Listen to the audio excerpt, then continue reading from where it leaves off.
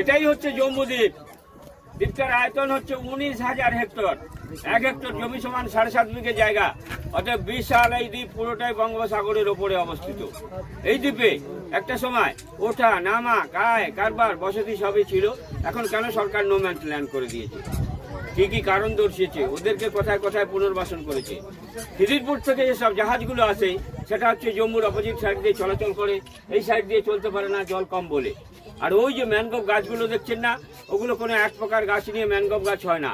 এর মধ্যে আছে গেঁয়ো, বানি, গোরান, কেয়া, কেওড়া, হেতাল, বকরা, সুন্দরী। এই প্রকার গাছগুলো নিয়ে হয় ম্যানগ্রোভ গাছ। এর হচ্ছে প্রচন্ড মাটি ধরে রাখার ক্ষমতা। এই কারণেই মাটিটাকে ধরে রাখে। এর 2 রকমের মূল আছে, একটা ঠেস মূল, একটা শ্বাসমূল। আর এই মাটি ধরে রাখে বলেই সুন্দরবনের যত বদ্বীপগুলো আছে সব কিন্তু এই ম্যানগ্রোভ গাছের কারণেই আছে, নাহলে কবেই সমুদ্রের তলাতে তলিয়ে যেত। 2008 সাল তার আগে 30 থেকে 35 বছর 120টা আদিবাসী ঘর ছিল এই জম্বুদ্বীপে বসবাস করতো। আর এই 1 থেকে 1.5 লাখ লোক ওই যে ফেজারগঞ্জ কার্গিল সি বিচে শুটকি মাছের ব্যবসাটা করছে, শুটকি মাছের ব্যবসাটাও এখানে করতেন। বিশেষ করে যারা শুটকি মাছের ব্যবসা করতেন ক্ষতিটা করেছে ওনারা। কিরকম না, শুটকি মাছের ব্যবসা করতে গেলে প্রচুর জায়গার প্রয়োজন হয়। একটুখানি জায়গাতে শুটকি মাছ শোকায় না, খামার তৈরি করতে হয়। তাই ওরা এই খাবার তৈরি করতে গিয়ে কি করতেন, প্রত্যেক বছর এভাবে ম্যানগ্রোভ গাছ কেটে দিয়ে বিশাল আকারের সি বিচ বের করেছে। এগুলো কিন্তু সি বিচ ছিল না, সবই জঙ্গল ছিল। ওরা ওই খামার তৈরি করতে গিয়ে প্রত্যেক বছর এভাবে ম্যানগ্রোভ গাছ কেটে সি বিচ বের করলে কি হবে, দ্বীপটাই একটা দিনে তলিয়ে যাবে, যেহেতু বঙ্গোপসাগরের ওপরের দ্বীপ।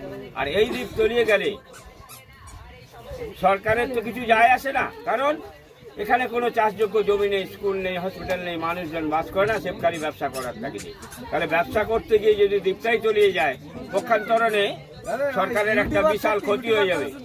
হ্যাঁ, এই দ্বীপ তলিয়ে গেলে সমুদ্রের তাণ্ডব ঢেউগুলো নাচতে নাচতে গিয়ে আমাদের ওই 3খানা দ্বীপের ক্ষতি করে দেবে। 1 ফেজারগঞ্জ, 2 পাতিবনিয়া, 3 মৌসুমী আইল্যান্ড। কারণ ওখানে চাষযোগ্য জমি আছে, স্কুল আছে, হসপিটাল আছে, মানুষজন বাস করে। তাই সরকার চিন্তাধারা করে এই দ্বীপটাকে বাঁচিয়ে রাখার তাগিদে এখান থেকে কারবার বসতি ওঠা নামা পুরোটাই ব্যান করে দিয়ে নো ম্যানস ল্যান্ড করেছে। এই জিনিসটা এমনিতে হয়নি, বামফ্রন্টের আমলে 2জন মন্ত্রীর ভেতরে এই দ্বীপটাকে নিয়ে টাসেল হয়। একজন ছিলেন মৎস্যমন্ত্রী কিরণময় নন্দ, আর একজন ছিলেন বনমন্ত্রী যোগেশ বর্মন। 2 মন্ত্রীর ভেতরে এই দ্বীপটাকে নিয়ে এই কারণেই টাসেলটা হয়। মৎস্যমন্ত্রী বলতে চাইছে আমার মৎস্যজীবীদের এখানে ব্যবসা করতে দিতে হবে, আর যোগেশবাবু বলছে ভাই তোমার মৎস্যজীবীদের ব্যবসা করতে দিলে ওরা যেভাবে ম্যানগ্রোভ গাছ কেটে সি বিচ বের করছে, দ্বীপটাকেই একটা দিনে তলিয়ে দেবে। আর এই দ্বীপ তলিয়ে গেলে সামনের দ্বীপগুলো সমূহ বিপদে পড়ে যাবে, কারণ ওইসব দ্বীপগুলোতে চাষযোগ্য জমি আছে, স্কুল আছে, হসপিটাল আছে, মানুষজন বাস করে। তাই সরকার চিন্তাধারা করে এই দ্বীপটাকে নো ম্যানস ল্যান্ড করেছে। এই 2 মন্ত্রীতে যখন দ্বন্দ্ব লাগে, কেউ কারোর কথা শোনে না। 2জনেই বামফ্রন্ট আমলে বড় মন্ত্রী। এই দ্বীপটাকে নিয়ে বামফ্রন্ট আমলে বিধানসভাতেও অনেক আলোচনা হয়েছিল। কোনো মন্ত্রী যখন ঘাট পাচ্ছে না, তখন যোগেশবাবু কি করলেন, এই দ্বীপটাকে নিয়ে সুপ্রিম কোর্টে কেসটা তুললেন।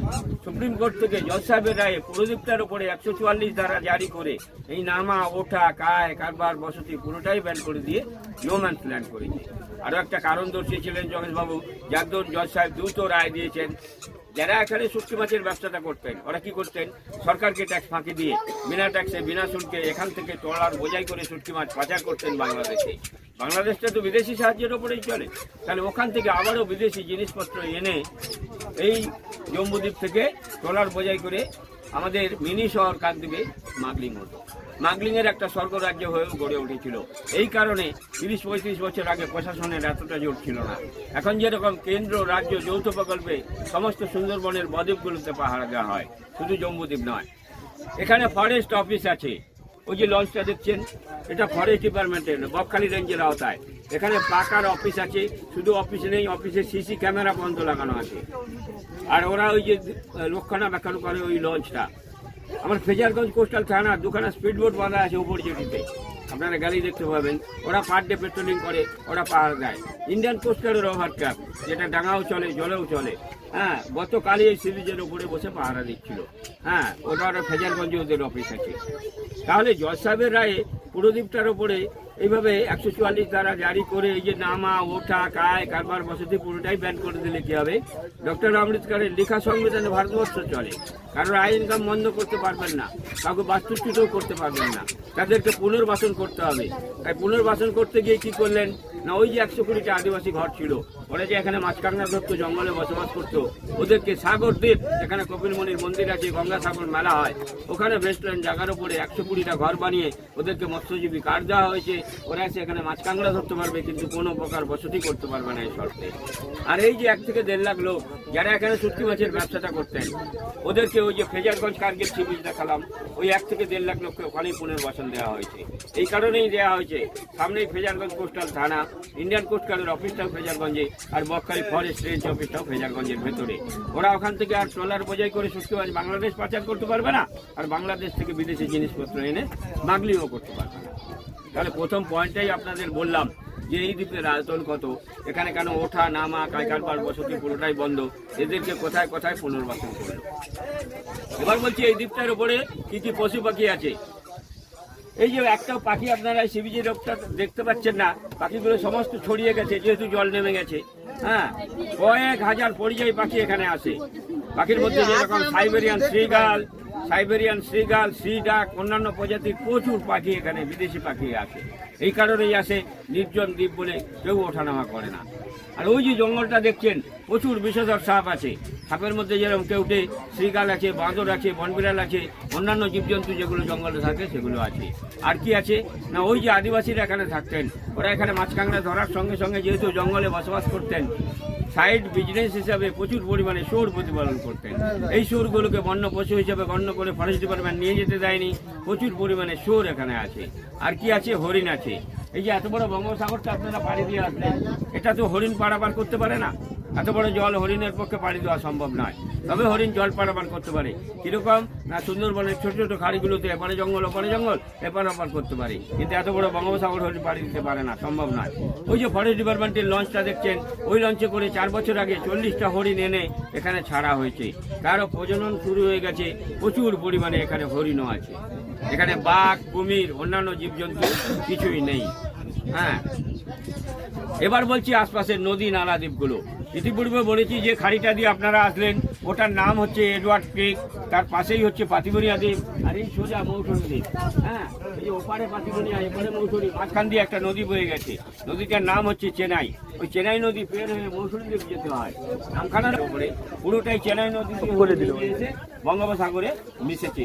এই সোজা যে নদীটা দেখছেন, এই যে জম্বুদ্বীপ আর মৌসুমী দ্বীপ মাঝে আছে, এই নদীটার নাম হচ্ছে মুড়িগঙ্গা। এই মুড়িগঙ্গা হয় যেখানে কপিলমুনির মন্দির আছে, গঙ্গাসাগর মেলা হয়। সাগর দ্বীপের পরে আরেকটা নদী আছে, নদীটার নাম হচ্ছে হলদি নদী। আপ টু কলকাতা থেকে ডায়মন্ড পর্যন্ত হুগলি নদী, ডায়মন্ড থেকে হলদি নদী নাম নিয়ে পূর্ব মেদিনীপুর আর সাগর দ্বীপের মাঝখান দিয়ে এসে বঙ্গোপসাগরে মিশেছে। আর ওই হলদি নদীর নামকরণ হিসাবে পূর্ব মেদিনীপুরে হলদিয়া বন্দর গড়ে উঠেছে।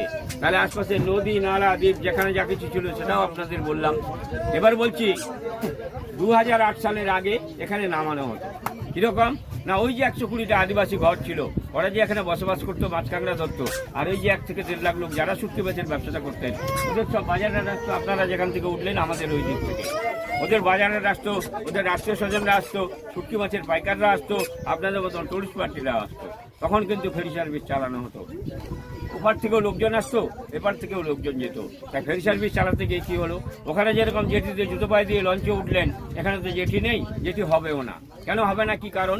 জেটি হবে না এই কারণেই, প্রাকৃতিক নিয়মেই বঙ্গোপসাগর হচ্ছে 3 রকম ব্যবহার করে। এক, এই যে আপনারা এলেন, এখন বঙ্গোপসাগরে যত দূরে যান না কেন কোনো ঢেউ হবে না, একদম পুকুরের মতন এরকম নর্মাল। আবার আপনারা বর্ষাকালে আসবেন, মোহনা পের হতে পারবেন না, এক একটা ঢেউয়ের উচ্চতা হয় 5-6 মিটার করে উঁচু, ওঠে পড়ে এভাবে গড়ে। আবার এই যে বঙ্গোপসাগর, এটাই হচ্ছে নিম্নচাপের আতুর ঘর। আজ পর্যন্ত যত নিম্নচাপ সৃষ্টি হয়েছে এই বঙ্গোপসাগরে হয়ে তারপরে গতিপথ নির্ধারণ হয়েছে। কি হয়নি আমাদের উপরে, যেহেতু আমরা উপকূলে বাস করি 2009 সাল থেকে। 2009 সালে আয়লা, তারপরে ফণি, তারপরে বুলবুল, তারপরে আমফান, তারপরে জাস, তারপরে গোলাবো। আবারও গত বছর চিত্রাং হতে হতে আংশিক প্রভাবটা আমাদের উপরে পড়েছিল, বাদবাকিটা বাংলাদেশকে উড়িয়ে দিয়ে চলে গেছে। গত 3-4 মাস আগে যে হয়ে গেল মকা, এরও আংশিক প্রভাব আমাদের উপরে পড়েছিল, বাদবাকিটা মায়ানমার আর বাংলাদেশকে উড়িয়ে দিয়ে চলে গেছে। 200-র ওপরে গতি ছিল ঝড়ের। এই বঙ্গোপসাগরের আঁচুর ঘরে যখন নিম্নচাপ সৃষ্টি হয়ে যখন ঝড়ের সৃষ্টি হয়, এর ভয়ঙ্কর রূপ দেখলে হার্ট ফেল করে যাবেন। এক একটা ঢেউর উচ্চতায় 12, 14, 15 মিটার করে উঁচু, দুমদুম করে এই সি বিচের ওপরে ভেঙে পড়ে। ফরেস্ট ডিপার্টমেন্ট অনেক চেষ্টা করে আসছেন, সেই মান্ধাতার আমল থেকে জেটি এখানে করতে পারেননি। কারণ জেটি থাকলে ফরেস্ট ডিপার্টমেন্টের লঞ্চ অফিসের সোজা ওই জলে কাদায় জঙ্গলে বাঁধা থাকতো না, জেটিতেই থাকতো। তাহলে জেটি এখানে করা যায়নি, তাহলে আগে কিভাবে নামানো হতো? লঞ্চটা তো আর ডাঙায় যাবে না, কি হবে? এই মাথাটা ঘুরিয়ে দিলে কি হবে?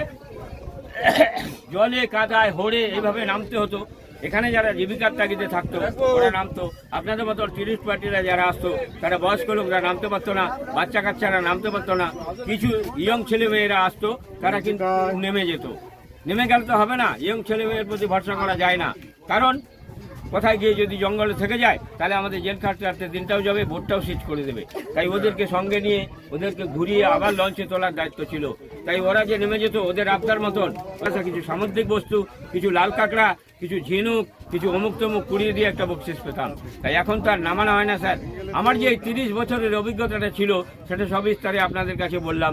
আমার এইভাবে গাইড দিয়ে চলে, টোটালটাই আপনাদের উপরেই নির্ভর করে আমার চলে। জীবন জীবিকাটাই হচ্ছে এইরকম, কারণ লঞ্চ পার্টি আমাকে কোনো বেতন দেয় না। আপনাদের সবার কাছে একটাই অনুরোধ রাখবো, আপনারা সবাই মিলে বকশিস করবেন, এই অনুরোধ রেখেই আমি শেষ করছি। এবার যদি কারোর কোনো প্রশ্ন থাকে বলুন, আমার যতটা উত্তর জানা আছে অবশ্যই আপনাদের দেব।